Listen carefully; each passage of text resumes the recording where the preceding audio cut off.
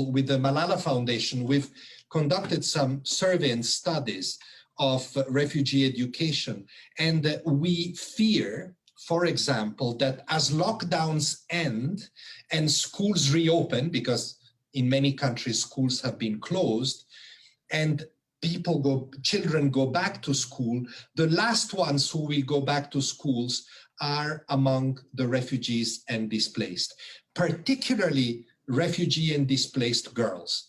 And this is directly linked to what I said earlier, that the poverty crisis that has followed the lockdown and that has affected this population means, for example, and I've seen it in Lebanon just very recently, many families say we cannot send our kids back to school because they have to work. And we cannot send girls back to school because for many, and it is tragic, the only solution is to marry them off at a very early age as a survival mechanism.